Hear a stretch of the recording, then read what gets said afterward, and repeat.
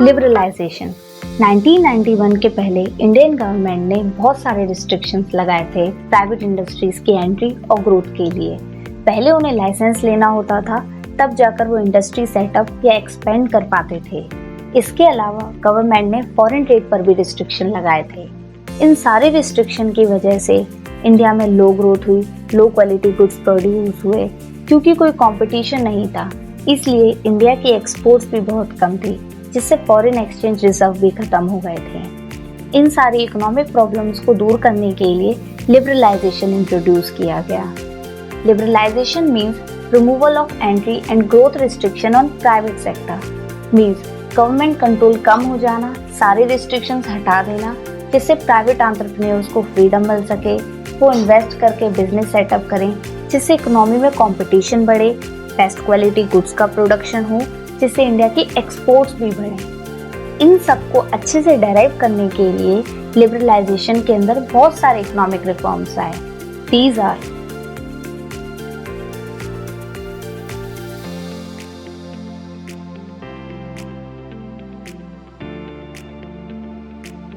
First, industrial sector reform. Industrial sector में changes करने के लिए गवर्नमेंट ने 24 जुलाई 1991 को न्यू इंडस्ट्रियल पॉलिसी इंट्रोड्यूस कर दी। The various measures under industrial policy reforms are: first, reduction in industrial licensing. कुछ industries like liquid, defence equipment, industrial explosives etcetera, इनको छोड़कर सारी इंडस्ट्रीज को बिना लाइसेंस के खोल सकते हैं और एक्सपेंड भी कर सकते हैं। लाइसेंस सिर्फ उन्हीं इंडस्ट्रीज के लिए था जो नेशनल सिक्योरिटी से रिलेटेड है। Second, decrease in role of public sector. Government ने पब्लिक सेक्टर का रोल कम कर दिया। पहले 17 इंडस्ट्रीज जो पब्लिक सेक्टर के लिए रिजर्व थी, उन्हें कम करके 3 कर दिया गया, which are defence equipment, atomic energy generation, railway transport. Third, dereservation under small scale industries. पहले स्मॉल स्केल इंडस्ट्रीज के डेवलपमेंट के लिए गुड्स रिजर्व कर दिए गए थे, उन्हें भी डी रिजर्व कर दिया गया। मींस अब हर कोई वो गुड्स प्रोड्यूस कर सकता है। स्मॉल स्केल इंडस्ट्रीज की मैक्सिमम लिमिट भी 1 करोड़ कर दी थी। Fourth, monopolies and restrictive trade practices act, MRTP act. इस एक्ट के अंदर लार्ज कंपनीज को एक्सपेंशन, न्यू अंडरटेकिंग सेटअप या किसी और कंपनी के साथ मर्ज करने के लिए अब लाइसेंस की जरूरत नहीं पड़ेगी। Now second, financial sector reform. Financial sector में फाइनेंशियल इंस्टीट्यूशंस आते हैं like commercial bank, investment bank, stock exchange operation, foreign exchange market. India में financial sector central bank which is reserve bank of India control करती है। Financial sector में भी changes किए गए। The reforms introduced under financial sector are: first, change in role of RBI। पहले RBI का role था पूरे फाइनेंशियल सेक्टर को रेगुलेट करना, पूरी अथॉरिटी सिर्फ RBI के पास थी। इसको चेंज करके अब RBI को फैसिलिटेटर बना दिया। मींस अब फाइनेंशियल सेक्टर डिसीजन ले सकते हैं और RBI उनको सपोर्ट करेगा, ना कि regulate. Second, origin of private banks. Reform policies की वजह से इंडिया में प्राइवेट सेक्टर बैंक्स भी आ गए, Indian bank as well as foreign bank. Third, ease in expansion process.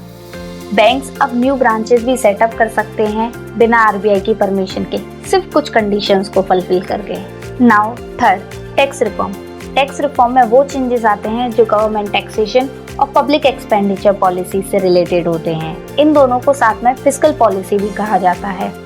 Taxes 2 types के होते हैं, direct taxes and indirect taxes.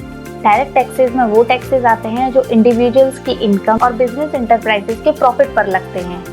जो टैक्स इंडिविजुअल्स की इनकम पर लगता है उसे इनकम टैक्स कहते हैं, और जो टैक्स कंपनीज के प्रॉफिट पर लगता है उसे कॉर्पोरेट टैक्स कहते हैं। इनडायरेक्ट टैक्स में वो टैक्सेस आते हैं जो गुड्स एंड सर्विसेज पर लगते हैं, which is GST, Goods and Services Tax. The major tax reforms made are: first, reduction in taxes। 1991 के बाद इनकम और कॉर्पोरेट टैक्स को कम कर दिया गया, क्योंकि हाई टैक्सेस की वजह से टैक्स की चोरी होती थी। लोग अपनी इनकम भी डिस्क्लोज नहीं करते थे। टैक्सेस को कम करने से सेविंग्स भी बढ़ गई और लोग अपनी इनकम भी डिस्क्लोज करने लगे। Second, reforms in indirect taxes. considerable reforms have been made in indirect taxes to facilitate establishment of common national market for goods and commodities. Third, simplification of process. In order to encourage better compliance on the part of taxpayer, many procedures have been simplified. Fourth, foreign exchange reform. The important reforms made in the foreign exchange market are: first, devaluation of rupee. इसका means government द्वारा रुपी की value कम करना। Means अगर $1 की price 50 रुपए है तो इसे बढ़ाकर $1 की प्राइस 100 रुपए कर देना। अगर पहले कोई फॉरेनर $1 की शर्ट खरीदता तो उसे एक शर्ट मिलती, लेकिन अब उसे $1 में 2 शर्ट मिलेंगी, जिससे इंडिया की एक्सपोर्ट बढ़ेगी और फॉरेन करेंसी का इनफ्लो भी होगा।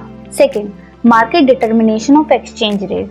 पहले गवर्नमेंट डिसाइड करती थी फॉरेन एक्सचेंज रेट, लेकिन अब market forces, demand and supply decide करेंगी foreign exchange rate. Now last, trade and investment policy reform. 1991 के पहले डोमेस्टिक इंडस्ट्रीज को प्रोटेक्ट करने के लिए गवर्नमेंट ने हाई टैरिफ और कोटास इम्पोज कर दिए थे। इससे डोमेस्टिक इंडस्ट्रीज को कोई कंपटीशन फेस नहीं करना पड़ा, जिससे लो क्वालिटी गुड्स प्रोड्यूस होते थे। एज अ रिजल्ट बहुत स्लो ग्रोथ होने लगी, इसलिए ट्रेड और इन्वेस्टमेंट पॉलिसी में रिफॉर्म लाना जरूरी था।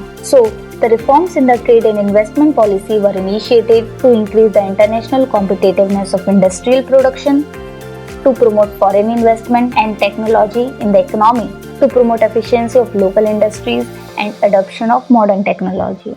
The important trade and investment policy reforms include: first, removal of quantitative restrictions on import and exports. New economic policy में imports और exports पर सारे quantitative restrictions हटा दिए। Second, removal of export duties. Export duties हटा दिए गए, जिससे एक्सपोर्ट्स इनकरेज हों और इंडियन गुड्स अच्छी पोजीशन बना सके इंटरनेशनल मार्केट में। Third, reduction in import duties. Import duties भी हटा दी गई, जिससे डोमेस्टिक इंडस्ट्रीज भी कॉम्पिटिटिव गुड्स प्रोड्यूस करे।